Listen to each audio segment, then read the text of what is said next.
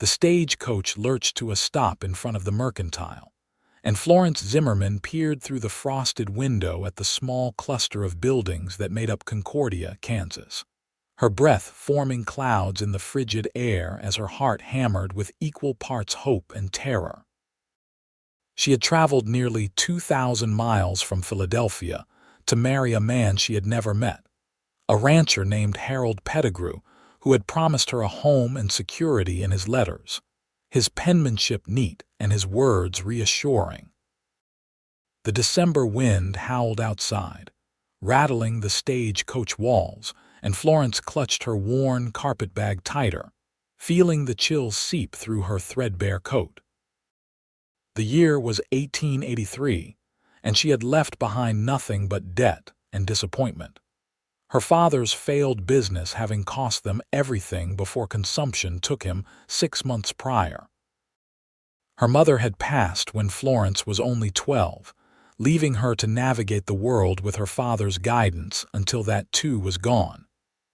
At 23 years old, she had no siblings, no prospects, and no future in Philadelphia. Harold's advertisement in the matrimonial newspaper had seemed like Providence itself. The driver opened the door, letting in a blast of Arctic air that stole her breath. "Concordia, miss. Better get inside somewhere quick. This storm is only getting worse." Florence stepped down onto the snow-covered street, her boots sinking into drifts that reached her ankles. The wind tore at her bonnet and whipped her dark blonde hair across her face. She looked around desperately for Harold, scanning the few people hurrying along the wooden walkways, their heads bent against the wind. The stagecoach driver handed down her trunk with a thud, tipped his hat, and climbed back up. Within moments, the coach was pulling away, leaving her standing alone on the street as snow swirled around her like a living thing. She waited, stamping her feet to keep the blood flowing, her fingers already numb despite her gloves. The cold bit through every layer of clothing she wore, and she could feel her cheeks burning from the wind. Minutes stretched into an hour, then longer. People passed by, some glancing at her curiously, but no one stopped, no one approached. The sun, barely visible through the heavy clouds, began its descent toward the horizon, and panic started to claw at her chest. She had sent Harold a telegram with her arrival date 3 weeks ago. He had confirmed receipt in his reply. He was supposed to be here. He had promised. The Mercantile door opened, and a stout woman in a heavy wool coat emerged, her eyes widening when she saw Florence still standing there. "Good Lord, girl, how long have you been out here?" "I am waiting for Harold Pettigrew," Florence said, her teeth chattering so hard she could barely form the words. "He was supposed to meet me. I am his intended bride." The woman's expression shifted from concern to something darker, something pitying. She stepped closer, lowering her voice. "Oh, honey, you better come inside before you freeze to death. Come on now." Florence let herself be led into the Mercantile, the warmth hitting her like a physical force. Her fingers and toes began to tingle painfully as the blood returned to them. The woman guided her to a chair near the potbelly stove and hurried to pour her a cup of coffee from a pot that sat warming on its surface. "My name is Margaret Hensley. I run this place with my husband." She pressed the warm cup into Florence's hands. "Drink this slowly." "Where is Harold?" Florence asked, her voice trembling. "Did something happen to him? Is he hurt?" Margaret exchanged a glance with a man stocking shelves nearby, presumably her husband. She pulled up another chair and sat down, her face grave. "Harold Pettigrew left town 4 days ago. Packed up everything he could carry and took the westbound stage. Word is he owed money to just about everyone in town and decided to cut his losses." The words hit Florence like a punch to the stomach. "But he sent for me. We were to be married. He confirmed my arrival." "I know, honey. And I am real sorry. But Harold was not exactly known for his honesty. This is not the first time he has run out on obligations. Margaret shook her head bitterly. I told Sheriff Morrison someone should send you a telegram to warn you, but Harold had already left, and no one knew how to reach you once you were on the road. Florence felt the room spin. She had spent every cent she had on the journey west. Her trunk contained all her worldly possessions, which amounted to 3 dresses, some undergarments, a Bible that had been her mother's, and a silver locket with her parents' images inside. She had no money for a return ticket, no family to wire for help, no plan beyond becoming Harold Pettigrew's wife. What am I going to do? The words came out as barely a whisper. Margaret's expression softened. Let me talk to my husband. Maybe we can find you work, help you get back on your feet. But right now, you need to get warm and get some food in you. When did you last eat? Florence tried to remember. Yesterday morning, I think. Margaret stood and called to her husband. Thomas, fix a plate for this girl and see if the Johnsons have a room available. The next hour passed in a blur. Florence ate stew and bread without tasting it, her mind numb with shock. Thomas Hensley returned with bad news. The boarding house was full, packed with railroad workers stranded by the storm. He had tried 2 other families who sometimes took in lodgers, but both were full as well. The town's single hotel had burned down the previous summer and had not yet been rebuilt. The church is open, Thomas suggested. Reverend Clayton will not mind if you spend the night there. It is not much, but it is warm. But when they looked outside, the storm had intensified. Snow fell so thick Florence could barely see across the street. The wind screamed like a living creature, and the temperature had dropped even further. She cannot go out in that, Margaret said firmly. She would not make it 2 blocks. We do not have room here, Thomas said, though his tone was apologetic. The apartment above the store barely fits the 2 of us and the boys. They were still debating when the door opened, letting in another blast of frigid air and a tall figure covered in snow.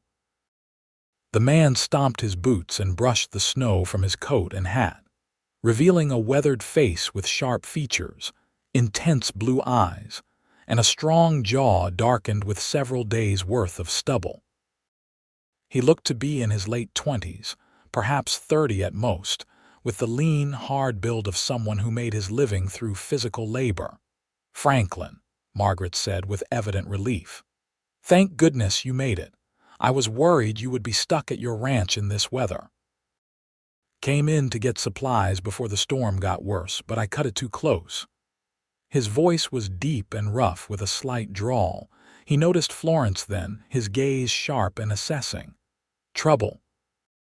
Margaret quickly explained the situation while Franklin Thompson listened without interruption, his expression unreadable.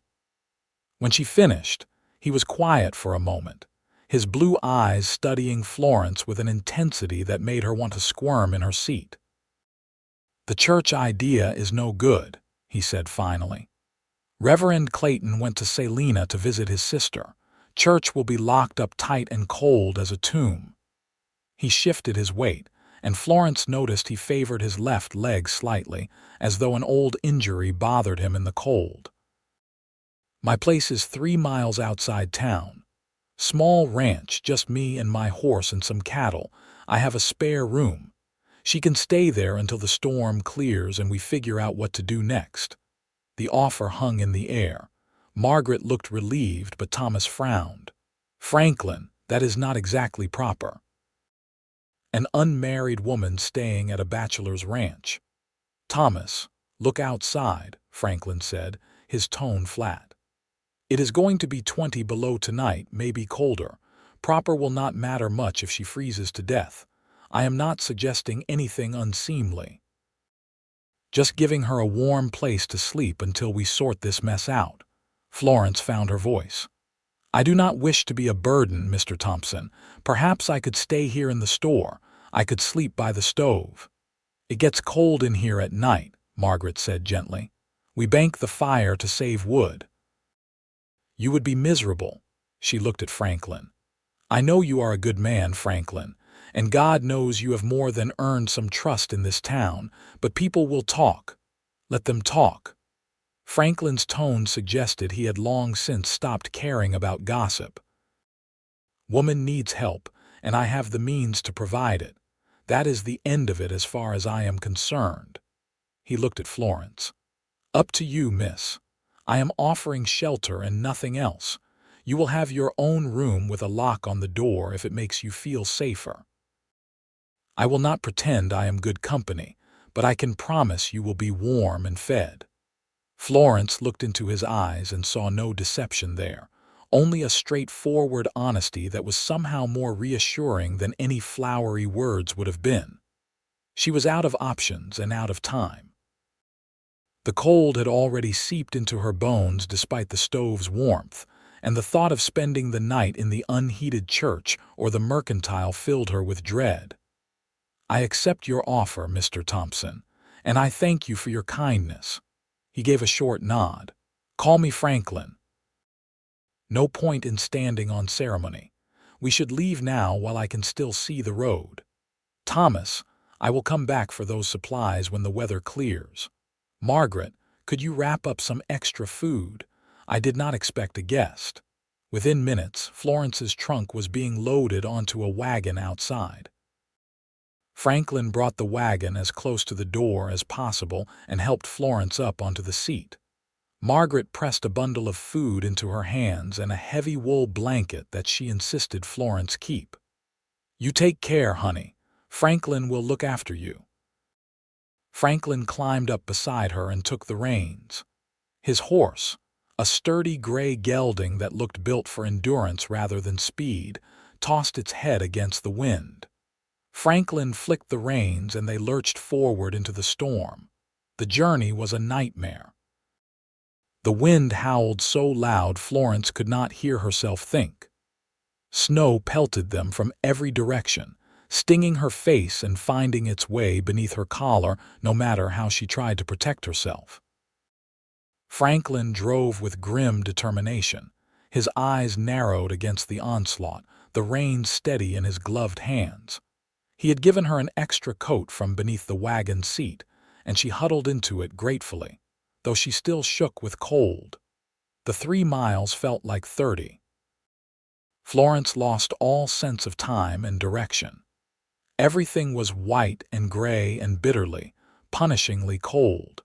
She began to feel sleepy, a dangerous warmth spreading through her limbs that some part of her recognized as the beginning of freezing to death. She fought to keep her eyes open, her head nodding forward, stay awake. Franklin's voice cut through the wind. Talk to me, tell me about Philadelphia. She tried to form words, her lips numb. Cold there too, not like this. What did you do there? Before you came west, helped my father. His business, accounting. The words came slowly, each one an effort. Can you read and write then? Figures too? Yes, father taught me. That is good, useful. He kept asking questions, forcing her to respond, keeping her conscious through sheer stubbornness. She would realize later that he had probably saved her life during that drive. But at the moment, she could only focus on answering, on staying awake, on enduring. Finally, blessedly, she saw a dark shape emerge from the swirling snow. A house, small but solid-looking, with a barn beside it. Franklin drove the wagon straight to the front door, set the brake, and jumped down. He came around to Florence's side and reached up. Come on, I have got you. She tried to move, but her limbs would not cooperate. Franklin did not hesitate. He reached up and lifted her down as though she weighed nothing, carrying her to the door. He kicked it open and brought her inside, setting her gently in a chair near a fireplace where embers still glowed. He worked quickly, building up the fire with practiced efficiency, until flames leaped and crackled, throwing heat into the room. Only then did he return to the wagon for her trunk and the supplies. Florence watched through the window as he made 2 trips, then unhitched the horse and led it to the barn. He was gone for perhaps 15 minutes, long enough that she worried. But then he returned, stamping snow from his boots and shaking it from his hat. "Horse is settled," he said, moving to the fire to warm his hands. "Storm will probably last through tomorrow, maybe longer." Florence looked around the cabin now that her eyes were adjusting and her mind was clearing. It was a single large room with a loft above, reached by a sturdy ladder. The main room served as kitchen, dining area, and sitting room all in one. The furniture was simple but well made, everything neat and orderly. A rifle hung above the fireplace, and she could see a few books on a shelf. A doorway on the far wall presumably led to the bedroom Franklin had mentioned. He followed her gaze. "That is my room. I will sleep up in the loft. You take the bed." "I cannot put you out of your own bed," Florence protested. "You are not putting me anywhere. I am choosing to offer it." His tone left no room for argument. "You have had a hell of a day, pardon my language. Least I can do is give you a comfortable place to sleep." He moved to the kitchen area and began preparing food with an efficiency that surprised her. Most men she knew could barely boil water.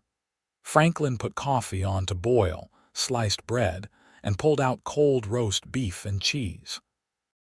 Within minutes, he had set 2 plates on the small table. "Eat. You need to get your strength back." They ate in silence, the only sounds the crackling fire and the howling wind outside. Florence found herself studying him covertly. His hands were rough and scarred, the hands of a working man. His face was weathered from sun and wind, with fine lines around his eyes that suggested he was older than she had first thought, or perhaps just that he had lived a hard life. There was something contained about him, as though he kept himself under tight control at all times. "Thank you," she said finally, "for everything. I do not know what would have happened if you had not come along," he shrugged. "Someone would have helped. People in Concordia are decent folks for the most part. Still, you went out of your way. You did not have to offer me your home." Woman in trouble middle of winter was not much of a choice. He met her eyes. "What will you do? After the storm, I mean." It was the question she had been avoiding thinking about. "I do not know. I have no money for passage back east. I suppose I will have to find work, save up enough to leave." "What kind of work?" "I can keep books, as I said. I can read and write. I can sew, though I am not particularly skilled at it. I can cook adequately." She heard the desperation creeping into her voice and forced herself to stop. Franklin was quiet for a long moment, turning his coffee cup in his hands. Concordia is not a big town. Not many opportunities for women's work beyond cooking, cleaning, or sewing. The school already has a teacher. Most families do their own bookkeeping or have their husbands handle it. "I know." The weight of her situation pressed down on her again. "I will figure something out. I always have." He nodded slowly. "Get some rest. Tomorrow will be soon enough to worry about all that." He showed her to the bedroom, which was small but clean, with a real bed covered in quilts and a chest of drawers.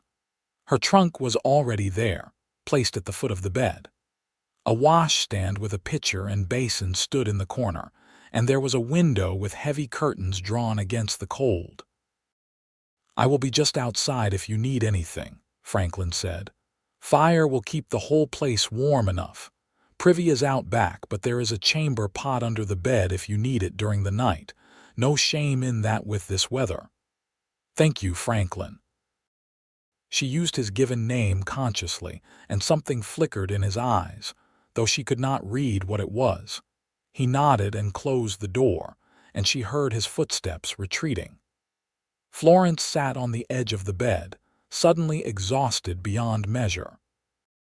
She changed into her nightgown with numb fingers, washing her face quickly in the cold water from the pitcher. Then she crawled under the quilts and felt warmth envelope her for the first time since she had stepped off that stagecoach. She should have been frightened, alone in a strange man's house in the middle of nowhere during a blizzard. but somehow she felt safe. Franklin Thompson had not made any improper advances, had not even looked at her with anything beyond practical assessment. He had simply seen someone in need and offered help, expecting nothing in return. As she drifted off to sleep, she heard him moving around in the main room, the creak of the ladder as he climbed to the loft. The wind still howled outside, but inside it was warm, and for the first time since leaving Philadelphia, Florence felt something that might have been hope. She woke to the smell of coffee and bacon. Gray morning light filtered through the curtains, and she could hear the wind still raging outside. Florence dressed quickly in one of her worn dresses, braided her hair, and emerged from the bedroom feeling self-conscious. Franklin stood at the stove, flipping bacon in a cast-iron skillet. He glanced over his shoulder. "Morning. Coffee is ready. Cups are in the cupboard there." She poured herself a cup and sat at the table, watching him cook. In the daylight, she could see more details of the cabin. Everything was meticulously maintained, not a thing out of place. The floor was swept clean, the dishes neatly stacked. This was a man who took care of what was his. He served breakfast without ceremony, and they ate together in a silence that was becoming almost comfortable. When they finished, Florence automatically started to clear the plates, but Franklin shook his head. "You are a guest. Sit." "I cannot just sit while you do all the work. Let me help." "Please." There was more urgency in her voice than she intended, and his eyes sharpened. "You are not used to accepting help, are you?" The observation caught her off guard. "I have learned that nothing in life is free. There is always a price, even for kindness. Sometimes, but not always." He studied her for a moment, then nodded. "All right, you can help with dishes if it makes you feel better. But understand, I am not keeping score. You do not owe me anything." They washed and dried the dishes together, falling into an easy rhythm. Florence found herself sneaking glances at him, trying to understand this quiet, self-contained man who had opened his home to a stranger. "How long have you lived here?" she asked. "Built this place 5 years ago. Bought the land with money I saved working cattle drives and doing odd jobs. It is not much, but it is mine. It is a good, solid home. You built it yourself, most of it. Had help with the heavy beams, but yeah, mostly myself." "That is impressive." He shrugged, uncomfortable with the praise. "Just work that needed doing." The storm raged for 3 days. 3 days during which Florence and Franklin lived in close quarters, learning to navigate around each other, learning each other's habits and rhythms. Franklin was up before dawn each morning, checking on his horse and cattle, making sure the animals were fed and watered despite the brutal conditions. He would return covered in snow, his face red from cold, and set about making breakfast. Florence took over some of the cooking, relieved to have something useful to do, and Franklin did not protest. They talked in small increments, neither of them comfortable with lengthy conversations, but gradually sharing pieces of their histories. Florence learned that Franklin had grown up in Missouri, that his father had been a farmer who drank too much and beat his wife and children until Franklin was big enough to stop him. He had left home at 16 and never gone back. He did not know if his parents were still alive and did not seem to care. He had worked hard jobs for low pay, saved every penny, and finally bought this piece of land where he could build something of his own. "No wife?" Florence asked once, then immediately regretted the intrusive question. But Franklin just shook his head. "Never seemed to be the right time or the right woman. Came close once back in Missouri. Girl named Sarah. But her father did not think much of a poor cowhand with no prospects, and she listened to him instead of her heart, probably for the best.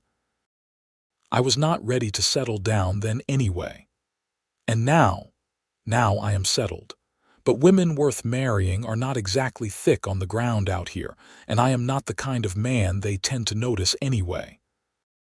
Florence wanted to contradict him, to say that he was exactly the kind of man a woman should notice, solid and reliable and quietly strong. But she held her tongue, not sure what she was feeling or if she had any right to feel it. Franklin, in turn, learned more about Florence's life. She told him about her mother's death, about helping her father build his business only to watch it crumble when larger competitors moved in and undercut his prices. She told him about the months after her father died, trying to find respectable work in Philadelphia while her savings dwindled and her landlady grew more insistent about back rent. "That is when I saw Harold's advertisement," she said. "He sounded kind in his letters. He wrote about building a life together, about partnership and respect. It seemed like an answer to prayer.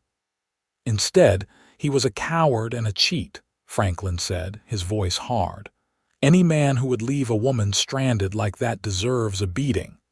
The vehemence in his tone surprised her. "I should have been more careful, should have asked more questions. You were desperate and hopeful, nothing wrong with that. He is the one who should be ashamed." Franklin stood and added more wood to the fire, his movements sharp with suppressed anger. "World is not kind to women on their own. Not fair, but that is how it is. Men like Pettigrew know that and take advantage. Makes me sick."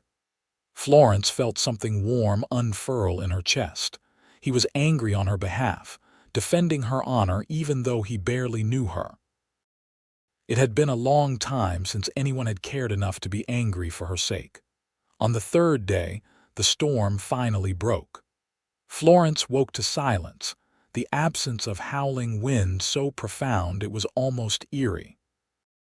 She dressed and emerged to find Franklin already up, standing at the window looking out at a world transformed.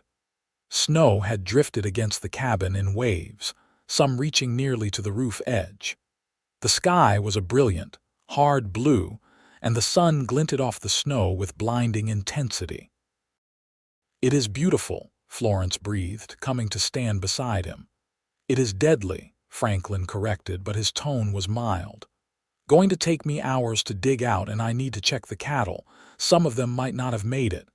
Can I help?" He looked at her, considering. "You ever worked outside in winter?" "No, but I am not useless, and I owe you. You do not owe me anything." But he was smiling slightly, just the barest upturn of his lips.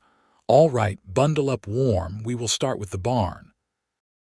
They spent the morning shoveling snow and breaking ice, tending to Franklin's horse and checking on his small herd of cattle.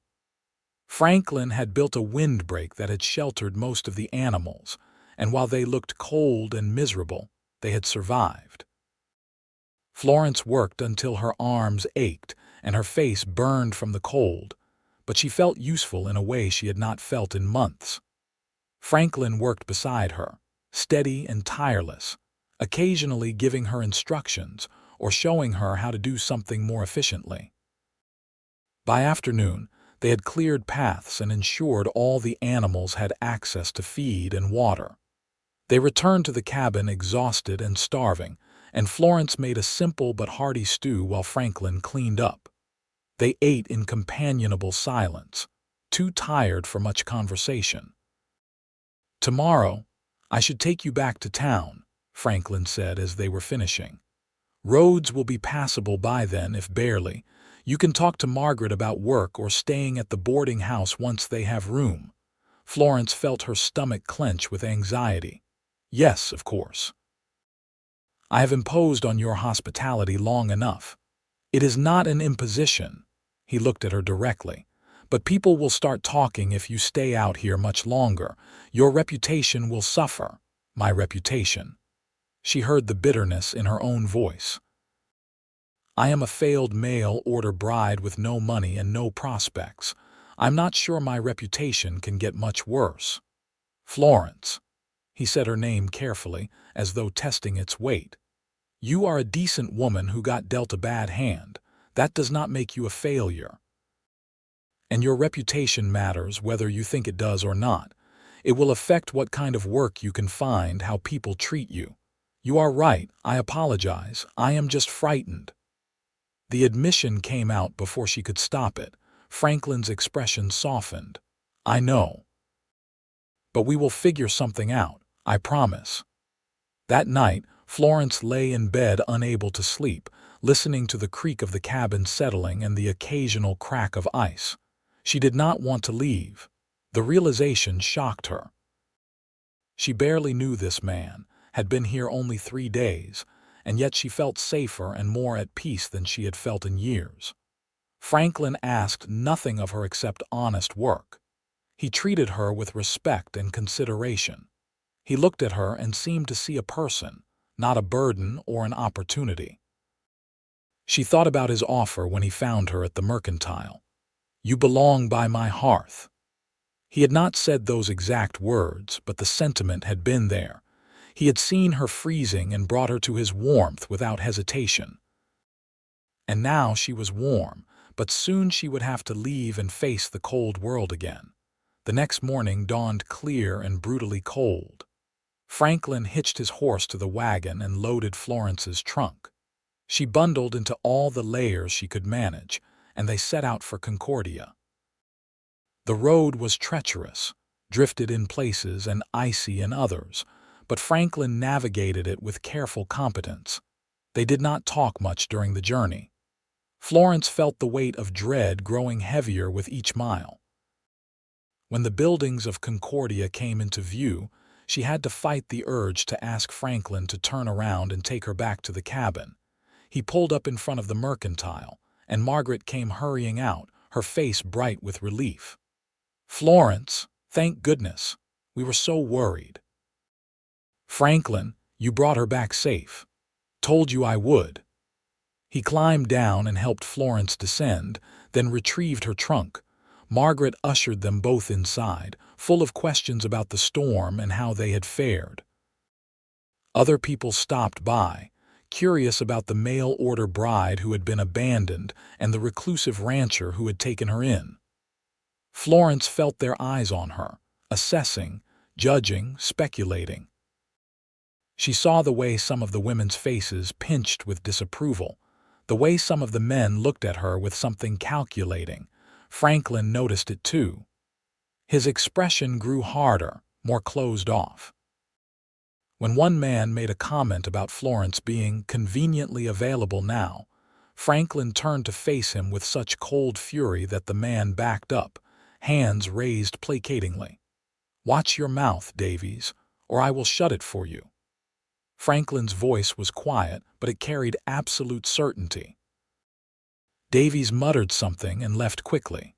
Margaret shot Franklin a grateful look and guided Florence to the back of the store where they could speak more privately. "I found you work," Margaret said without preamble. "The widow Hendricks needs help. Her arthritis has gotten bad, and she cannot manage her house alone anymore. She is offering room and board plus a small wage for someone to cook and clean and help her with daily tasks. It is not much, but it would be a start." Florence felt relief wash through her. "That sounds wonderful. When can I start?" "Today, if you like. I will take you to meet her. She is a good woman, fair-minded." Franklin had been standing near the door listening. Now he stepped forward. "That is good news." He looked at Florence, and she saw something in his eyes that might have been regret. "You will be all right then. Thanks to you." Florence moved closer, keenly aware they had an audience. "I cannot thank you enough for everything you have done, Franklin. You saved my life. Just did what needed doing." His voice was gruff, and he would not quite meet her eyes. "You take care of yourself, Florence." He turned to leave, and Florence felt panic rise in her throat. She could not let him walk away, not like this, not when there was so much unspoken between them. "Franklin, wait." She caught his arm, felt the solid muscle beneath the fabric of his coat. "Will I see you again? Concordia is not a big town. We will cross paths." He still would not look at her. "That is not what I meant." Now he did look at her, and the intensity in his blue eyes made her breath catch. "I know what you meant, but you need to focus on getting yourself settled. Building a life here. You do not need complications." Maybe I get to decide what I need." The boldness of her own words shocked her. Something flickered in his expression, hope and hunger and wariness all mixed together. But before he could respond, Margaret reappeared, full of plans and instructions. The moment broke. Franklin gave a short nod and left, and Florence watched him go with an ache in her chest that felt like loss. The next weeks passed in a blur of work. Widow Hendricks was indeed a kind woman, though her age and infirmity made her sharp-tongued at times. Florence cooked and cleaned, helped the old woman dress and bathe, read to her in the evenings, and gradually learned the rhythms of Concordia life. The widow's house was small but comfortable, located on the edge of town with a view of the prairie beyond. Florence had a tiny room under the eaves, barely larger than a closet, but it was hers and it was warm. She saw Franklin occasionally, usually from a distance. He came to town once a week or so for supplies, and she would catch glimpses of him loading his wagon or talking with Thomas Hensley. Sometimes their eyes would meet across the street, and he would nod and she would nod back, and that would be all. It felt like torture. She heard things about him from the widow and from Margaret. Franklin Thompson kept to himself, always had. He had earned respect in Concordia through hard work and absolute honesty, but he was not a social man. He did not attend church, though he was not irreligious. He did not drink or gamble. He had helped people in the past, quietly and without expecting thanks. There had been a barn raising 2 years ago where he had worked harder than any 2 other men. When the school teacher's husband died, Franklin had made sure she had firewood all winter without being asked. "He is a good man," Widow Hendricks said one evening as Florence brushed her thin white hair. "Lonely, I think, but good. A woman could do far worse." Florence's hand stilled. "Why do you say that?" The old woman's eyes were sharp in the mirror. "Because you watch for him every time you hear a wagon in the street. Because you have not looked at any other man in this town, and Lord knows, several have tried to catch your attention. Because when you came back from his ranch, you had the look of a woman who had found something precious and then lost it." Florence felt heat rise to her cheeks. "It is not like that.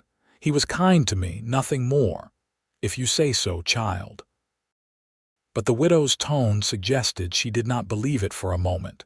Christmas came and went quietly. The widow's nephew visited from Salina, a pompous banker who looked at Florence with open disdain. She was glad when he left. Franklin did not come to town that week, and Florence felt his absence like a physical ache. In January, Concordia held a community dance to celebrate the new year of 1884. The widow insisted that Florence attend, lending her a dress that had belonged to her daughter who was now grown and married with children back east. The dress was dark green wool, simple but well made, and it fit Florence almost perfectly. She pinned up her hair and allowed herself to hope that perhaps Franklin would be there. He was not. The dance was held in the town hall, which had been decorated with pine boughs and candles. A fiddler and a man with a harmonica provided music, and the townspeople turned out in force, grateful for diversion after the long, hard winter. Florence danced with several men, including Thomas Hensley and the schoolteacher's brother who was visiting. They were perfectly nice, but she felt nothing. Her heart was not there. She was standing by the refreshment table when Margaret appeared at her elbow. "He is not coming, honey." "Who?" Florence tried to sound innocent. "Do not play games with me. Franklin does not come to these things, never has.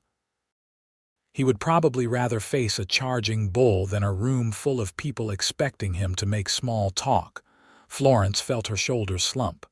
"I know, it was foolish of me to hope." "Maybe not foolish, just hopeful." Margaret squeezed her hand. "You could go to him, you know, visit. There is no law saying the man has to make all the moves. That would be improper." So was staying at his ranch for 3 days, but you did that well enough.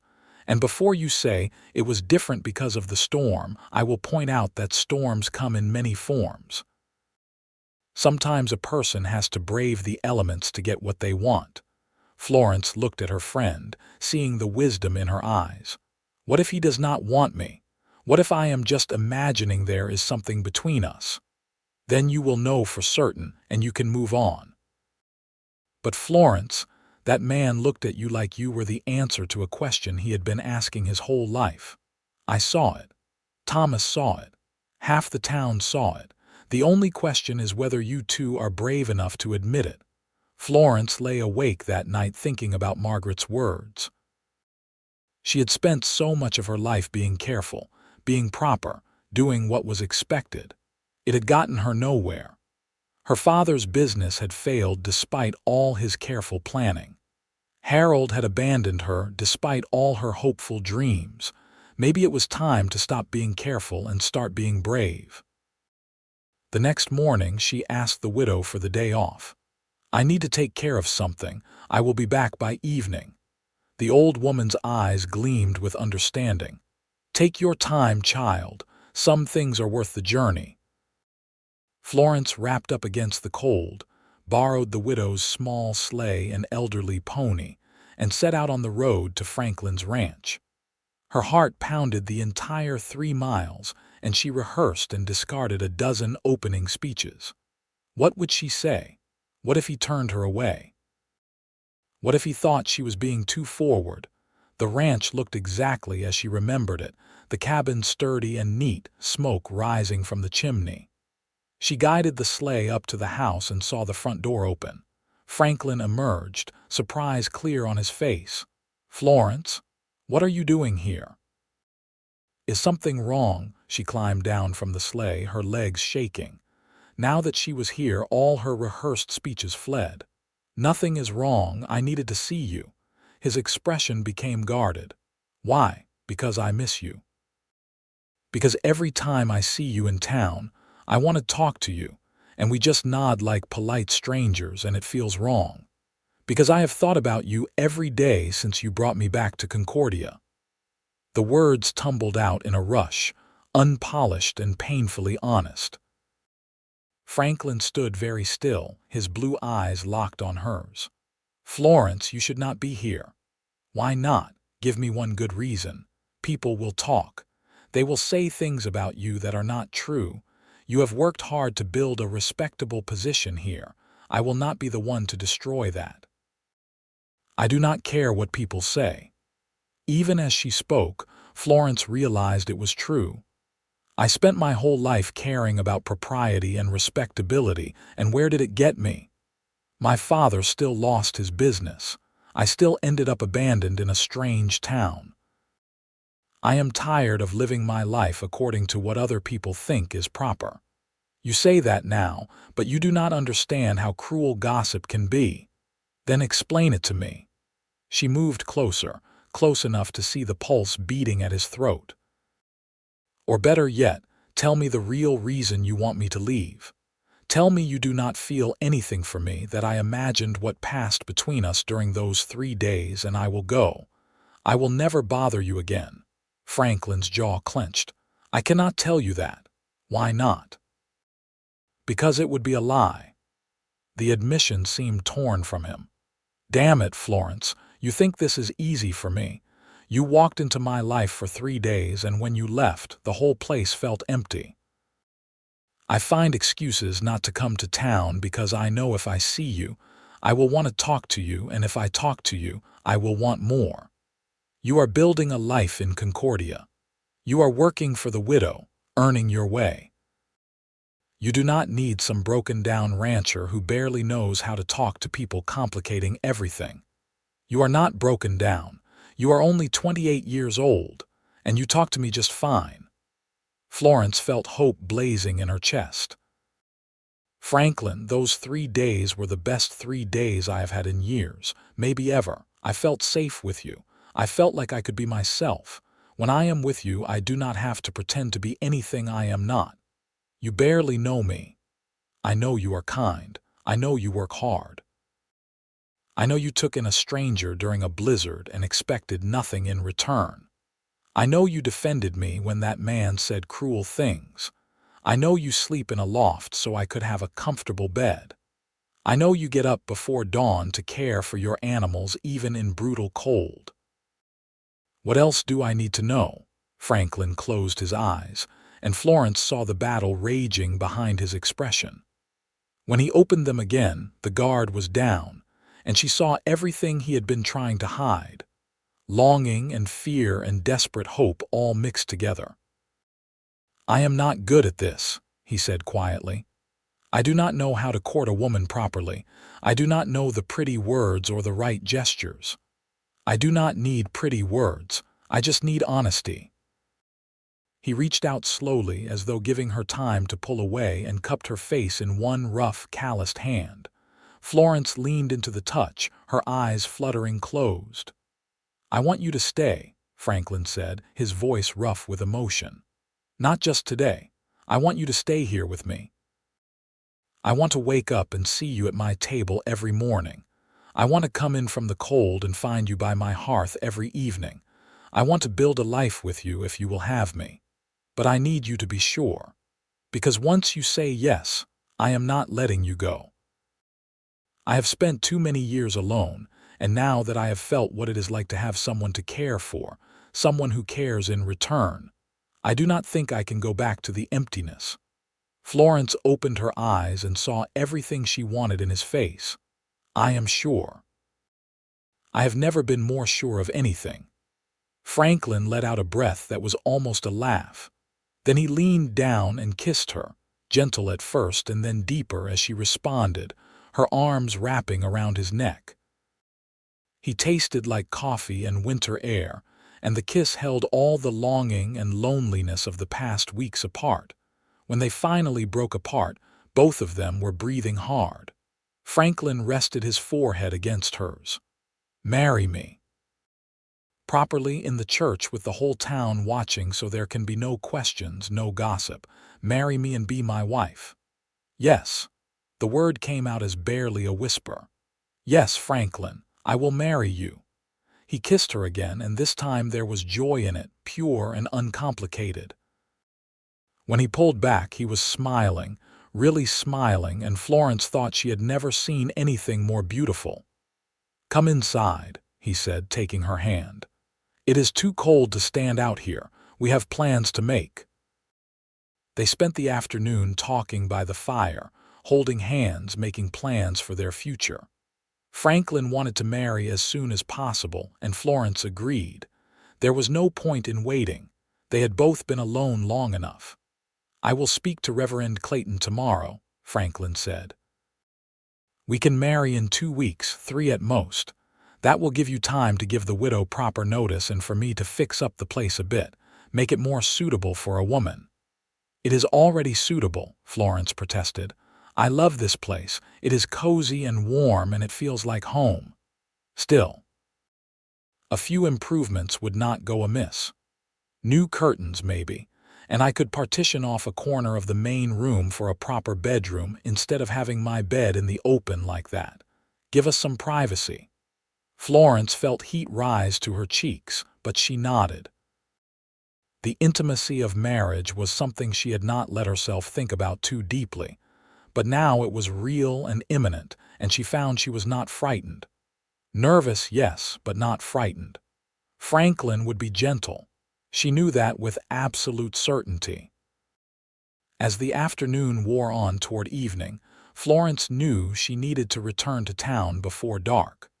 Franklin was reluctant to let her go, but he understood the necessity. He hitched up her borrowed sleigh and bundled her into extra blankets. I will come to town tomorrow to speak with the Reverend and with the widow, he said. Make everything official, and then we can announce the banns and let people get used to the idea before the wedding. Do you think people will disapprove? Some might. But Margaret and Thomas will support us, and the widow likes you. That is a good start. The rest can think what they like. He kissed her goodbye, long and sweet, and Florence drove back to Concordia feeling like she was floating. The cold did not touch her. Nothing could touch her. She was going to marry Franklin Thompson. She was going to build a life with a man who looked at her like she was precious. She was going to have a home and a future. Widow Hendricks took one look at Florence's face when she returned and started laughing. "He asked you to marry him, did he not?" "How did you know?" "Child, I am old, not blind, and I know the look of a woman in love. I am happy for you.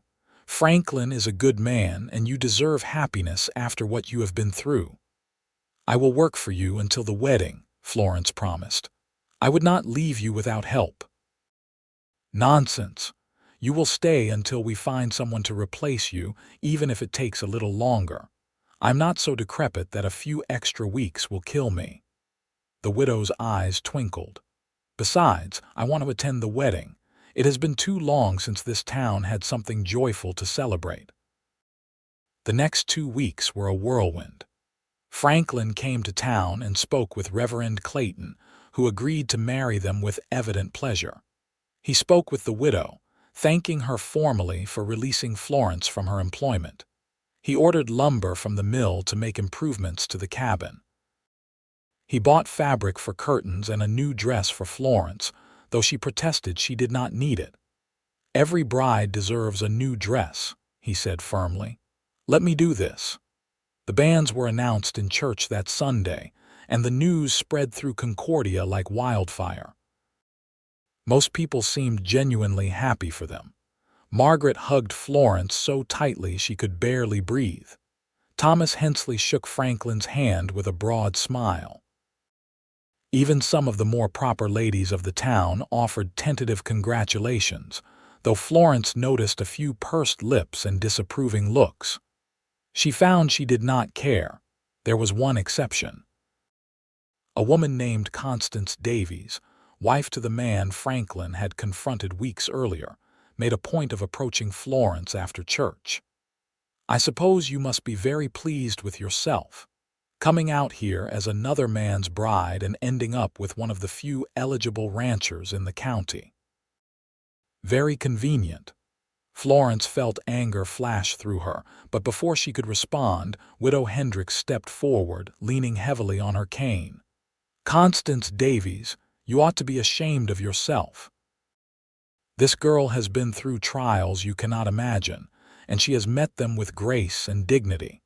If you cannot be happy for her, at least have the decency to keep your poisonous thoughts to yourself." Constance huffed and walked away, but her words lingered. That evening, Florence mentioned the encounter to Franklin, who had come to take her for a short walk. "She is just bitter," Franklin said. "Her husband is a lazy fool who drinks up his wages, and she takes it out on anyone who has the audacity to be happy. You did nothing wrong, Florence. You came out here to marry a man who betrayed you.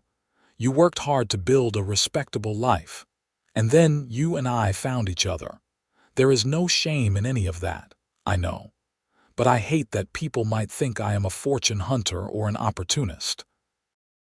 Anyone who knows me knows I have no fortune to hunt, and anyone with eyes can see we care for each other. The rest is just noise." He took her hand. "Do not let small-minded people steal your joy. We have too little time on this earth to waste it worrying about gossip." He was right, and Florence tried to take his words to heart. She focused on preparing for the wedding and for her new life. Margaret helped her alter the dress Franklin had bought, taking it in to fit properly and adding delicate lace at the collar and cuffs. The widow gave her a set of embroidered pillowcases that had been in her family for generations. Thomas Hensley donated coffee and sugar as a wedding gift. Slowly, Florence began to see the community forming around them, supporting them. The wedding took place on a Saturday morning in mid-February. The day dawned clear and cold, the kind of cold that made your breath freeze in your lungs. Florence dressed in the widow's house with Margaret's help, her hands shaking as she buttoned the new dress. It was deep blue wool with a white lace collar, simple but beautiful. She pinned her hair up and tucked small white flowers that Margaret had somehow procured into the arrangement. "You look lovely," Margaret said, tears in her eyes. "Franklin is a lucky man." "I am the lucky one," Florence replied. "I came out here with nothing and ended up with everything." The church was surprisingly full when they arrived. Franklin stood at the front with Reverend Clayton, dressed in a black suit that Florence had never seen him wear. He looked uncomfortable but handsome, his hair neatly combed, his face clean-shaven. When he saw Florence walking down the aisle, his whole expression transformed. The discomfort vanished, replaced by such open love and wonder that Florence felt tears prick her eyes. The ceremony was simple and traditional. They spoke their vows in steady voices, Franklin's hand warm and strong around hers. When Reverend Clayton pronounced them man and wife, Franklin kissed her with a tenderness that made her heart ache in the best possible way. The townspeople threw rice as they left the church, and several families had organized a small reception at the town hall. There was food and music, and Franklin danced with Florence despite his obvious discomfort with being the center of attention. They stayed long enough to be polite, thanking people for their gifts and good wishes, and then they left, driving back to the ranch in Franklin's wagon as the winter sun began its descent. "You are my wife," Franklin said, wonder in his voice. "I still cannot quite believe it." "Believe it," Florence replied, snuggling against his side despite the cold. "You are stuck with me now. Good. That is exactly where I want to be, stuck with you." The cabin glowed warm and welcoming as they approached, smoke curling from the chimney. Franklin had spent the past 2 weeks making improvements. New curtains hung at the windows. The bedroom had been expanded and made private with a real door. There was a new rug on the floor and fresh quilts on the bed.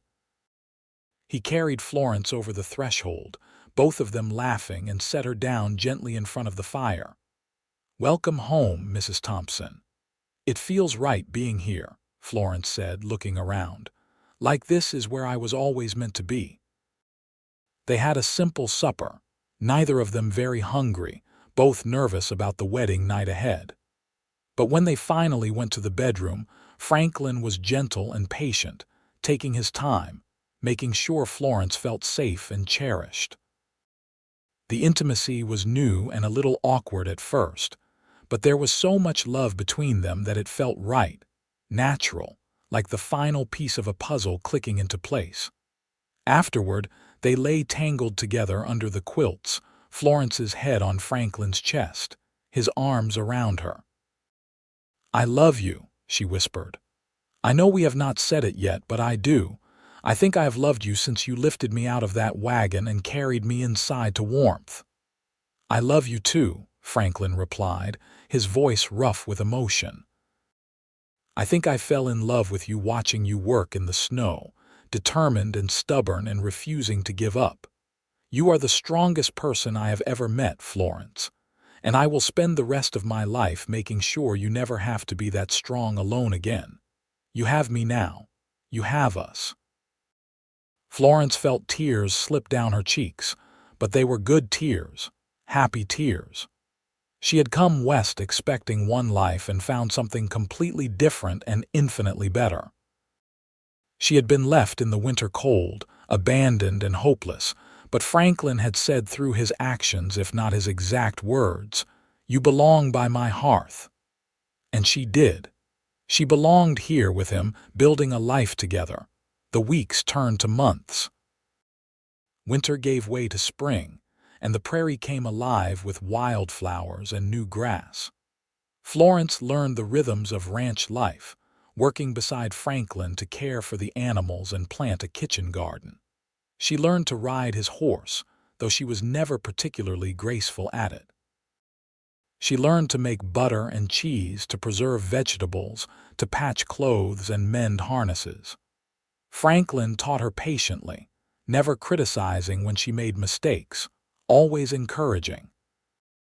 They went to town once a week for supplies and church, gradually becoming a familiar sight to the people of Concordia.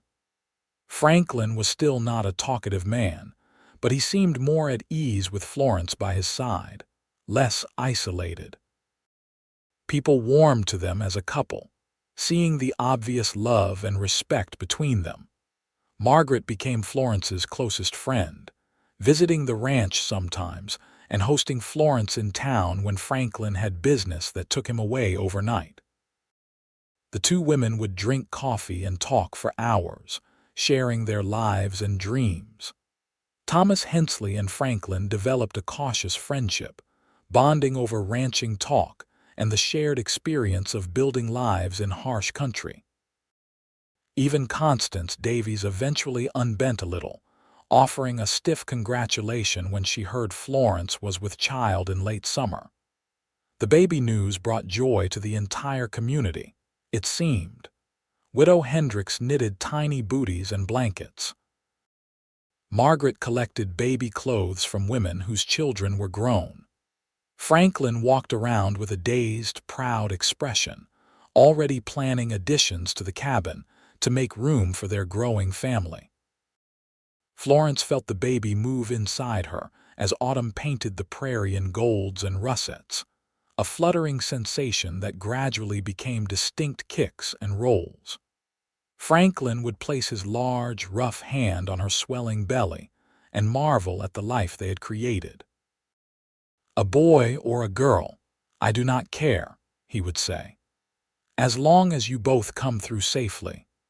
The baby came in early March of 1885, during a late-season snowstorm that reminded Florence eerily of the blizzard that had brought her to Franklin in the first place.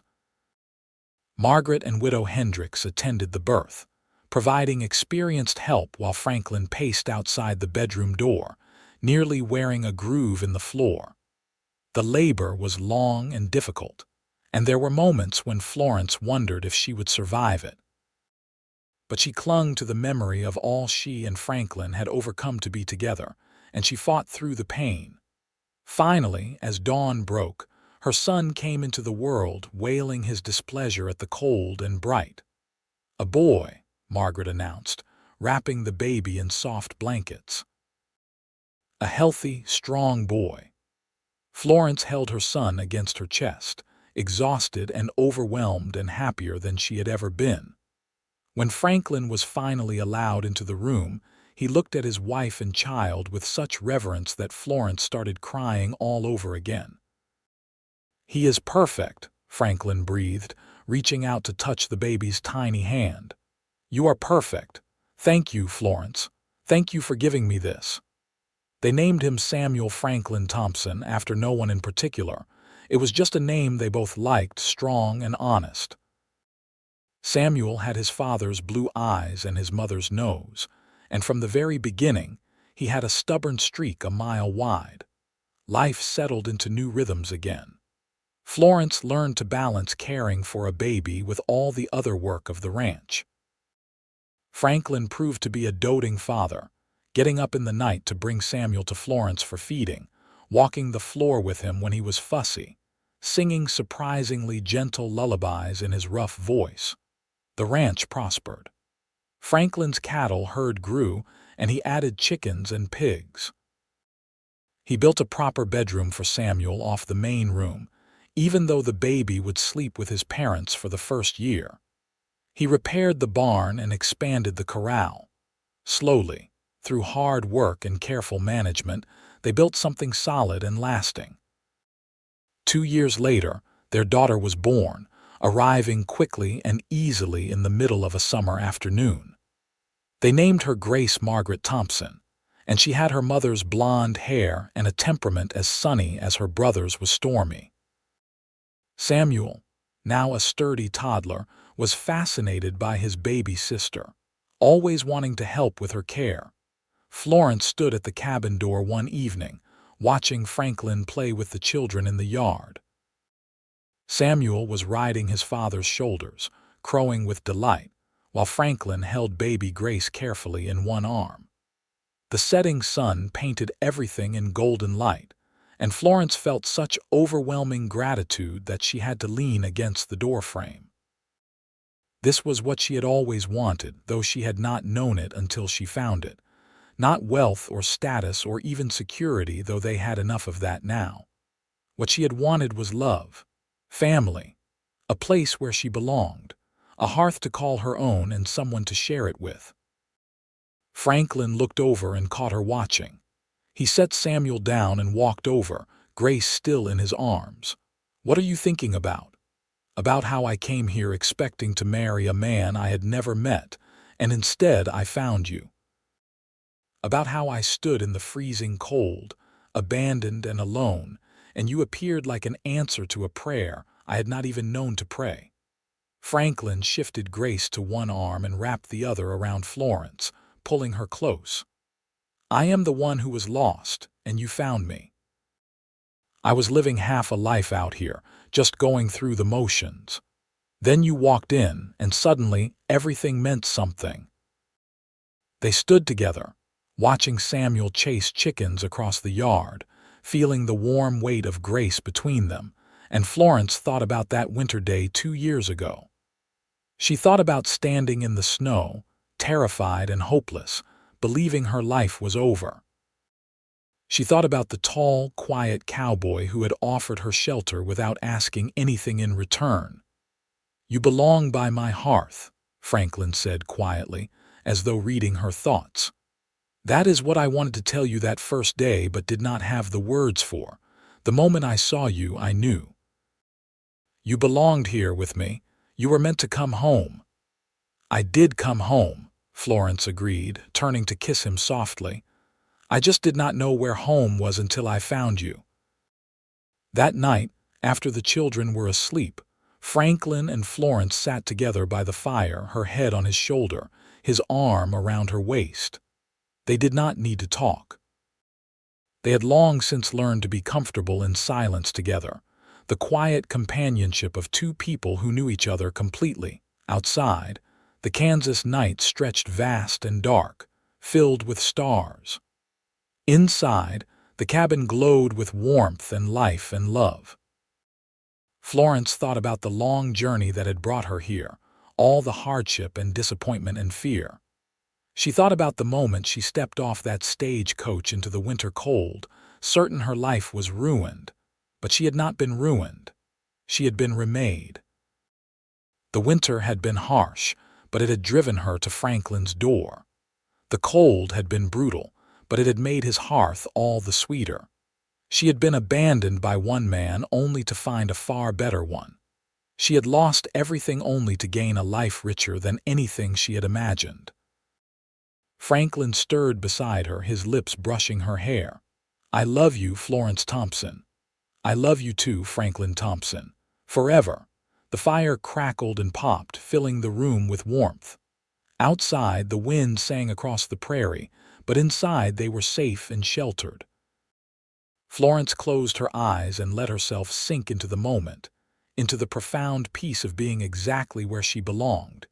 Years would pass, bringing more children, 2 more sons and another daughter, until their cabin rang with the chaos and joy of a large family.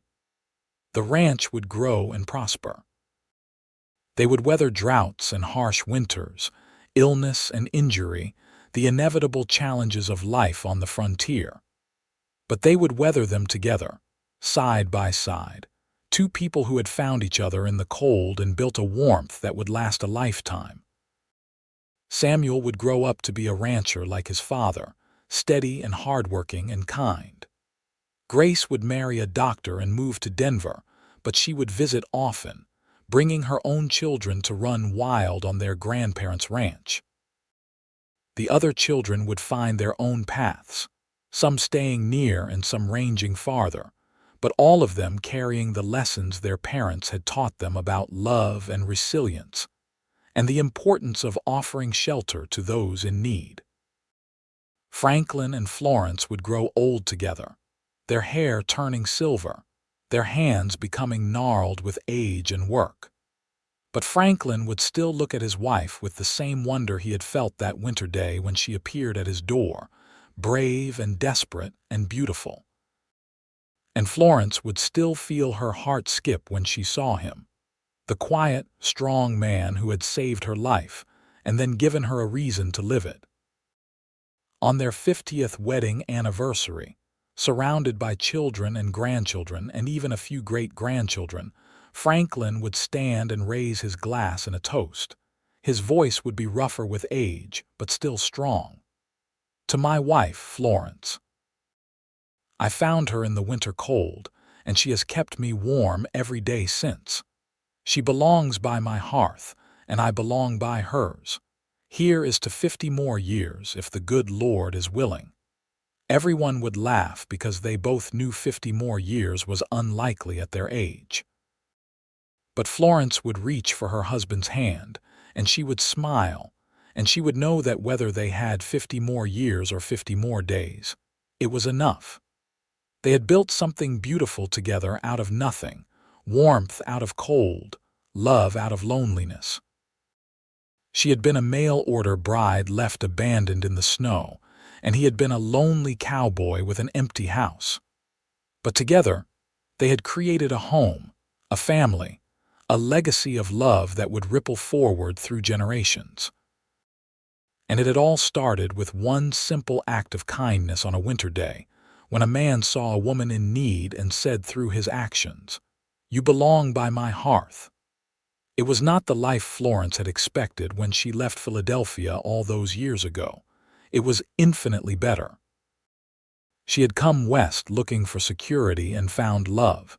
She had been seeking shelter and found a home. She had hoped for survival and discovered joy. As the sun set on their anniversary celebration, painting the Kansas sky in shades of gold and rose, Florence and Franklin sat together on the porch of the cabin that had grown and changed with them over the decades. They held hands, comfortable in the silence, watching their family scatter across the yard, the children playing the same games their own children had played. No regrets. Franklin asked quietly. Florence thought about the question. She thought about everything she had lost, her parents, her home in Philadelphia, the security she had once craved. She thought about Harold Pettigrew and the life she might have had if he had been an honest man. She thought about standing in that winter storm, freezing and afraid, her future uncertain. "Not a single one," she said firmly. "Every step of the journey brought me here to you, to this life. I would not change a moment of it." Franklin lifted her hand to his lips and kissed it gently, a gesture he had repeated thousands of times over their long marriage, but which never failed to make her feel cherished. "Good, because I would not trade you for anything. You are the best thing that ever happened to me, Florence. The very best. And you are mine," she replied, leaning her head against his shoulder. "My unexpected blessing, my home, my love." They sat in peaceful silence as the stars began to emerge one by one in the darkening sky. Inside the cabin, lanterns were being lit and laughter drifted out through the open windows. The smell of supper cooking filled the air, rich and homey. Somewhere a child called for grandmother, and Florence smiled, knowing she would go inside in a moment to see what was needed. But for now, she stayed where she was, held by the man who had given her everything. The cowboy who had found a freezing bride and brought her home. The steady, strong, quiet man who had loved her without reservation for 50 years and would love her until his last breath. She had come west as Florence Zimmerman, alone and desperate. She had become Florence Thompson, beloved wife and mother and grandmother. She had been left in the winter cold, but Franklin had said, "You belong by my hearth," and she had found warmth that would last forever. And as the Kansas night settled around them, full of stars and promise, Florence knew with absolute certainty that she was exactly where she was meant to be. Home at last. Loved beyond measure. Complete. The story that had begun with abandonment and fear had become a love story for the ages, proof that sometimes the worst moments of our lives lead us to the best ones. That sometimes we have to lose everything to find what truly matters. That sometimes a stranger's kindness can change the entire course of a life, Florence had been left in the cold, but she had found warmth beyond anything she could have imagined.